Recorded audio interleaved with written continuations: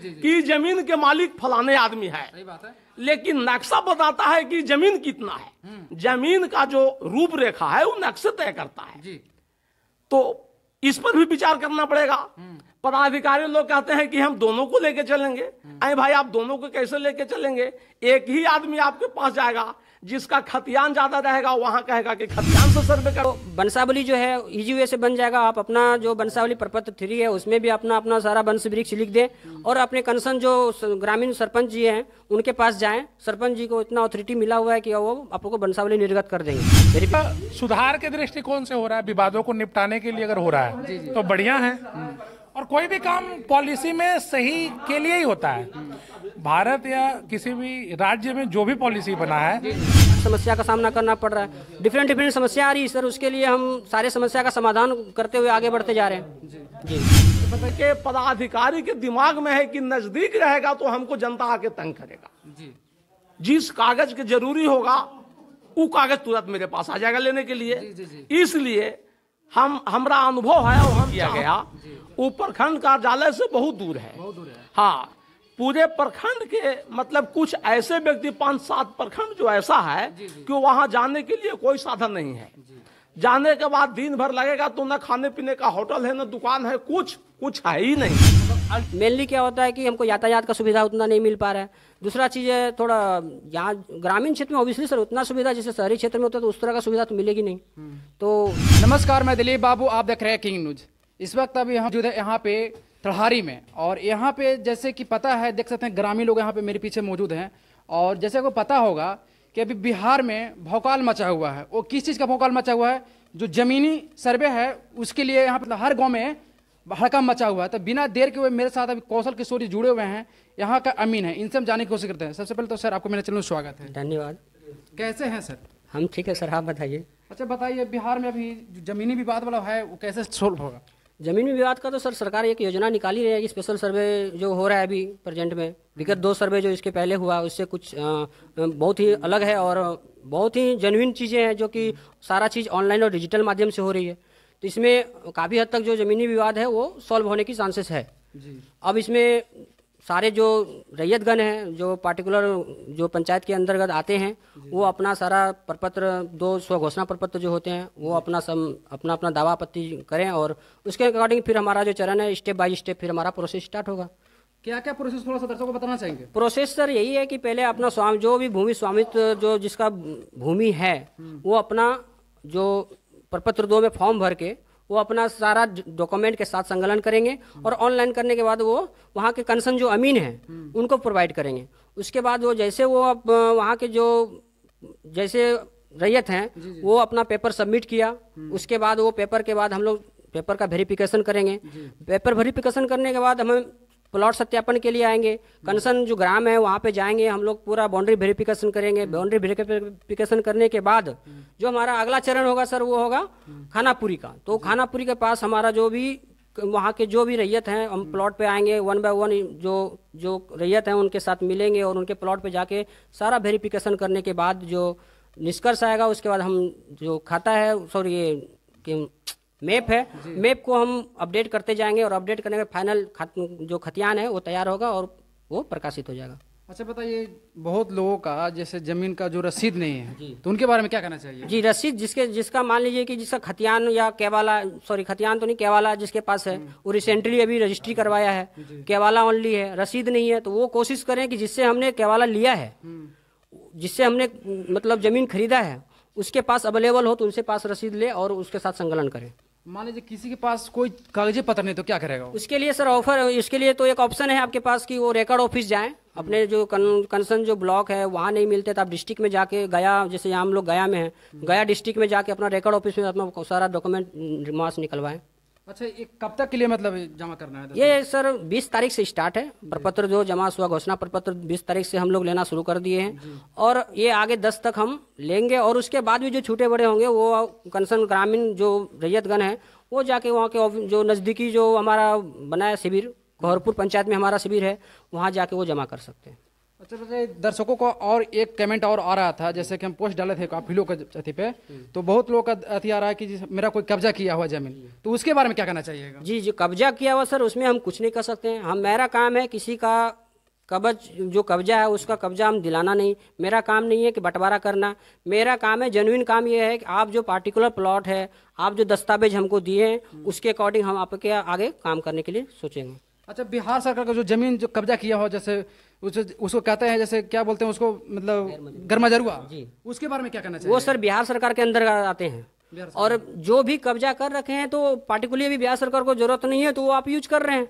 जिस दिन बिहार सरकार को जरूरत होगी तो वो अपने स्तर से उसका अपना जो है अधिग्रहण करेंगे वो लोग, बिहार सरकार। अच्छा, ये चीजें हैं सर। अच्छा बताइए, आप लोग जैसे आप ग्राम सभा कर रहे हैं तो आप लोग को क्या क्या परेशानी करने का सामना मिल रहा है? परेशानी सर ये तो बेसिकली तो जेन्युइन परेशानी यही है कि सर किसी का ज़मीन है, किसी के नाम पे हो गया, किसी का कोई ऐसा कंसर्न है कि मेरा ज़मीन है, मोटिशन नहीं होता है, या मेरा ज़मीन है अभी दखल खारिज करने जा रहे हैं तो वहाँ से हमको रिटर्न होना पड़ रहा है, काफ़ी समस्या का सामना करना पड़ रहा है। डिफरेंट समस्या आ रही है सर, उसके लिए हम सारे समस्या का समाधान करते हुए आगे बढ़ते जा रहे हैं। जी अच्छा बताइए, जैसे आप ग्रामीण क्षेत्र में आते हैं तो क्या सुविधा आपको मिलता है? जी सर, ग्रामीण क्षेत्र में सर सुविधा तो उतना नहीं मिलती है। बेसिकली हम जैसे यहाँ पे हैं, यहाँ की कंसर्न अमीन है, तो यहाँ पे मेनली क्या होता है कि हमको यातायात का सुविधा उतना नहीं मिल पा रहा है।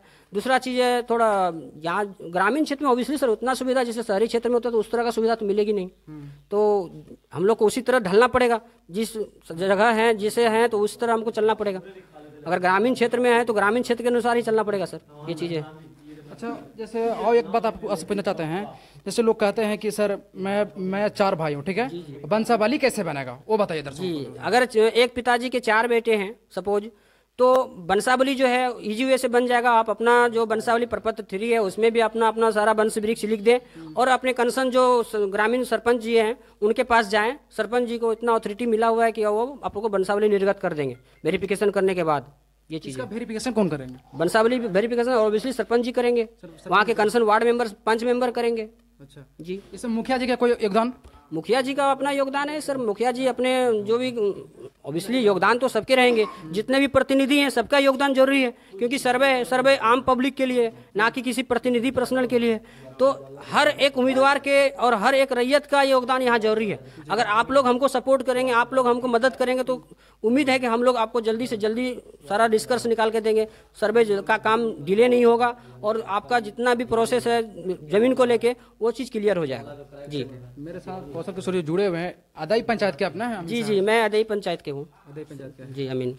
चलिए, मेरे साथ जुड़े हुए थे, और यहाँ पे ग्रामीण लोग हैं, उन लोगों से थोड़ा जानने की कोशिश करते हैं। यहाँ पे लाइए, कैमरामैन से थोड़ा दिखाइएगा, कैसे हैं चाचा? मेरा नाम निरंजन कुमार सिंह, घर तदारी पंचायत अदाई, प्रखंड कोंच के रहने वाला हूँ। मैं सबसे पहले तो सर्वे के आधार पर मैं अपना कहना चाहता हूँ या मार्गदर्शन देना चाहता हूँ कि प्रखंड कार्यालय के नज़दीक ही सर्वे ऑफिस का मतलब ऑफिस होना चाहिए, शिविर होना चाहिए। जो शिविर गौहरपुर में किया गया वो प्रखंड कार्यालय से बहुत दूर है। हाँ, पूरे प्रखंड के मतलब कुछ ऐसे व्यक्ति 5-7 प्रखंड जो ऐसा है कि वहां जाने के लिए कोई साधन नहीं है। जाने के बाद दिन भर लगेगा, तो न खाने पीने का होटल है, न दुकान है, कुछ है ही नहीं। मतलब अल्टर जगह पे ऑफिस दिया गया? बिल्कुल अल्टर जगह पर दिया गया है। हमको उम्मीद लगता है शायद इसलिए दिया गया है कि अंचल कार्यालय के पदाधिकारी के दिमाग में है कि नजदीक रहेगा तो हमको जनता आके तंग करेगा। जिस कागज के जरूरी होगा वो कागज तुरंत मेरे पास आ जाएगा लेने के लिए। इसलिए हमारा अनुभव है और हम चाहते हैं और अपील भी करेंगे पदाधिकारी लोग से कि इसको नजदीक किया जाए, बल्कि कोच नहीं करके ददरेजी कर दिया जाए। इसके पहले वाला भी जो सर्वे हुआ था उसमें शिविर ददरेजी में ही रखा गया था। सभी जगह से वहां लोग आते हैं जाते हैं, बीच में पड़ता है, खाने पीने का भी जगह है वहां पर। नंबर 1। नंबर 2, ये जो सर्वे हो रहा है इसमें हम सर्वे पदाधिकारी से ही पूछना चाहेंगे कि इस पर आधार क्या माने हैं। आधार या तो खतियान माने हैं कि नक्शा माने हैं, 2 में तो एक मानना पड़ेगा। इसलिए तो दोनों मिलता नहीं है। यदि वो बोलेंगे कि हम दोनों मिला के चलेंगे तो दोनों कभी नहीं मिलेगा। हमको ऐसा अनुभव है कि मालिकाना हक देता है खतियान, खतियान बताता है कि जमीन के मालिक फलाने आदमी है, सही बात है। लेकिन नक्शा बताता है कि जमीन कितना है। जमीन का जो रूपरेखा है वो नक्शे तय करता है जी। तो इस पर भी विचार करना पड़ेगा। पदाधिकारी लोग कहते हैं कि हम दोनों को लेके चलेंगे। अरे भाई, आप दोनों को कैसे लेके चलेंगे? एक ही आदमी आपके पास जाएगा, जिसका खतियान ज्यादा रहेगा वहां कहेगा कि खतियान से सर्वे कर दीजिए, और जहां नक्शा ज्यादा रहेगा वो आदमी कहेगा कि यहाँ नक्शा से कर दीजिए। तो एक ही आदमी के दोनों काम आप कर सकते हैं क्या? नहीं कर सकते हैं तो इसका भी जवाब दें हमको। नहीं, बात सही बोल रहे हैं आप। इसलिए आधार वो लेके चले, वो अपने वरीय पदाधिकारी से पहले पूछ लें कि इसमें आधार क्या रहेगा। जनता के पास आके बरगलाते हैं, कहते हैं कि हम दोनों को आधार मान के चलेंगे, लेकिन हमको ऐसा उम्मीद नहीं लगता है कि दोनों को आधार लेके चल सकते हैं। तो ये गुमराह होगा जनता। चलिए इधर लोग भैया और इधर आइए, क्या कहना चाह रहे हैं भैया?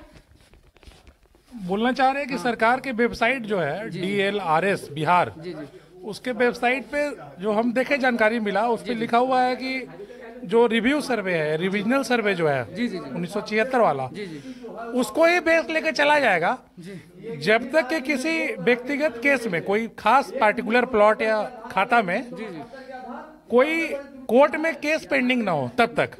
अगर कोई कोर्ट में केस है किसी प्लॉट पे सर्वे को लेकर, 1976 वाले सर्वे को लेकर, तो उस प्लॉट में विचार नहीं किया जाएगा सर्वे में, क्योंकि वो विचाराधीन है मामला ऑलरेडी न्यायालय में। सही बात। और बाकी तो लोग जो आए हैं सर्वे करने वही बता पाएंगे, हम लोग क्या बताएंगे इसमें। अच्छा बताइए, जो अभी सर्वे हो रहा है क्या बिहार में सही काम हो रहा है?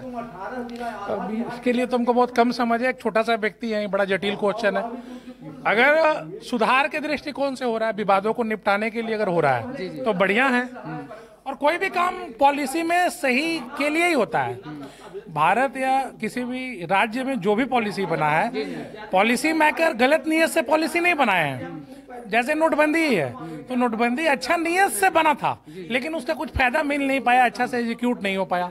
तो यही बात है, सर्वे तो अच्छा विचारधारा के कारण हो रहा है। तो ये लड़ाई जो से भूमि विवाद खत्म होना चाहिए। भूमि विवाद एकदम से खत्म तो नहीं हो जाएगा। हम भूमि बहुत बहुमूल्य चीज है अब दुनिया का, और दिन पे दिन आबादी बढ़ता जा रहा है, लोगों को कम जनसंख्या बहुत ज्यादा, जमीन कम है, तो अधिक महंगा चीज के लिए तो लड़ाई होता ही है, सही बात। और होगा ही। विवाद खत्म नहीं हो सकता है, कानून से केस सरल हो सकता है, विवाद कम हो सकता है, गलत करने वाले के खिलाफ कार्रवाई हो सकती है, लेकिन विवाद एकदम से खत्म दुनिया के किसी प्रांत में नहीं हुआ है, न होगा। तो ये हमारे साथ ग्रामीण लोग जुड़े हुए थे, और सभी लोग से मैं बात किया हूँ, और सभी लोग अपने दस्तावेज मतलब दिए हैं अमीन साहब को, और 10 तारीख तक मतलब सभी को जमा करना है। तो आपका क्या राय आता है कमेंट बॉक्स में जरूर डालिएगा। तब तक के लिए जय हिंद, जय भारत।